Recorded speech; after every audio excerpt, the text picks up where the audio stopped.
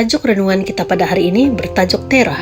Dalam Kejadian 11 ayat 31 menyatakan, Terah membawa Abram anaknya, Lut anak Haran cucunya, serta Sarai menantunya, yaitu istri Abram anaknya, keluar bersama-sama dari Ur Kasdim untuk pergi ke tanah Kanaan. Tetapi ketika sampai di Haran, mereka pun menetap di sana.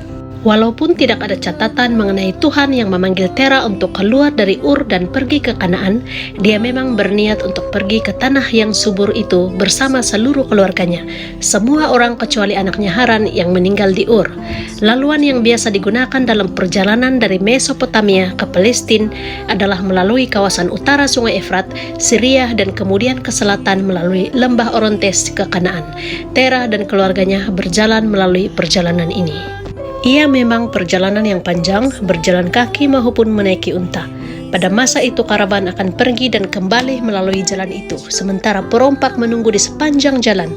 Perjalanan itu perlu menyeberangi padang belantara dan mendaki jalan yang lasak. Tetapi perjalanan itu terhenti ketika sampai di Haran, mereka pun menetap di sana. Berbeda dengan kawasan lasak yang mereka lihat sebelumnya, Haran adalah kawasan yang berpenduduk di mana tanahnya subur. Terah merasai cukup selesa dengan keadaan itu, memutuskan untuk tinggal di sana bersama keluarganya.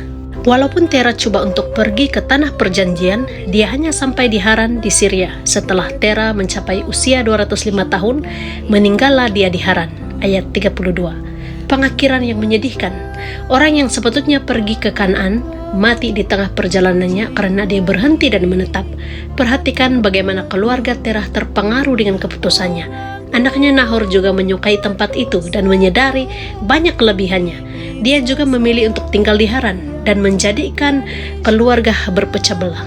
Kita yang akan pergi ke Kanaan surgawi harus banyak belajar dari pengalaman Terah. Sementara kita melalui jalan yang sempit, kita juga perlu mengetahui tarikan-tarikan yang dapat menahan kita di Haran dan keputusan-keputusan yang boleh menjauhkan anak-anak kita dari surga.